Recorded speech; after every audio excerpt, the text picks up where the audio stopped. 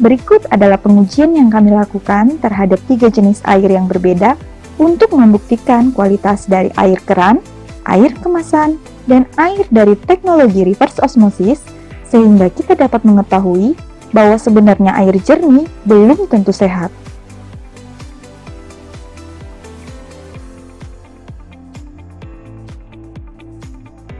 Dapat dilihat bahwa ketiga air ini terlihat jernih, namun sesungguhnya sangat berbeda, karena di dalam air masih banyak komponen-komponen yang tidak kita ketahui seperti logam berat, padatan terlarut, bakteri, dan virus. Pengujian kandungan zat padat yang terlarut dalam air. Total Dissolved Solid atau yang biasa disebut dengan TDS meter adalah alat untuk mengukur padatan terlarut dalam air dengan satuan ppm atau part per million. Semakin tinggi kadar TDS menunjukkan bahwa semakin tinggi pula kandungan zat padat yang terlarut dalam air. Sebaliknya, jika semakin rendah kadar TDS menunjukkan bahwa semakin rendah kandungan zat padat yang terlarut dalam air. Setelah diukur dengan TDS, dapat dilihat bahwa ada perbedaan hasil dari masing-masing air, yaitu air keran dengan kadar TDS 159 ppm, air kemasan dengan kadar TDS 121 ppm, air dari hasil teknologi reverse osmosis dengan kadar TDS 6 ppm. Hal ini menunjukkan bahwa air dari hasil teknologi reverse osmosis lebih murni dibandingkan dengan air keran bahkan air kemasan. Pengujian kandungan logam yang terlarut dalam air. Detektor logam adalah alat untuk mendeteksi adanya kandungan logam berat dalam air. Jika kandungan logam dalam air semakin tinggi, maka lampu detektor logam akan menyala dengan terang dan alarm berbunyi dengan keras. Dapat dilihat bahwa ada perbedaan hasil dari masing-masing air.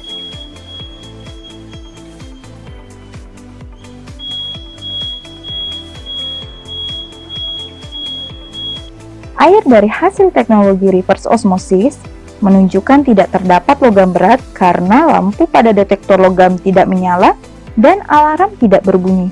Pengujian selanjutnya untuk melihat kandungan di dalam air secara kasat mata dengan menggunakan presipitator.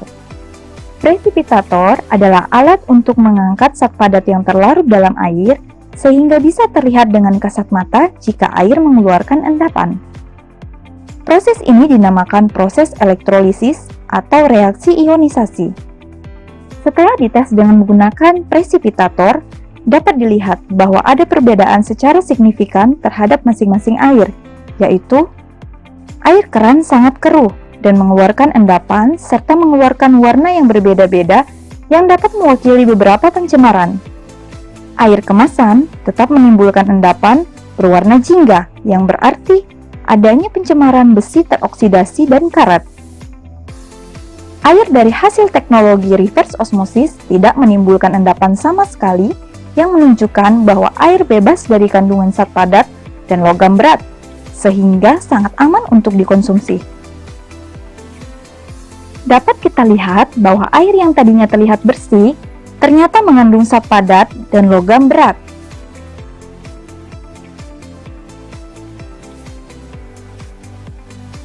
Bayangkan, jika air seperti ini kita konsumsi setiap hari. Bagaimana dengan kondisi ginjal kita? Ginjal adalah salah satu filter dalam tubuh. Jika kita mengkonsumsi 8 gelas per hari, berapa banyak zat padat dan logam berat yang dapat mengendap di dalam ginjal kita? Air dari teknologi reverse osmosis dapat membantu proses detoksifikasi dalam tubuh dibandingkan dengan air biasa. Lebih baik mencegah daripada mengobati, bukan? Yuk, segera beralih ke Advanced Reverse Osmosis.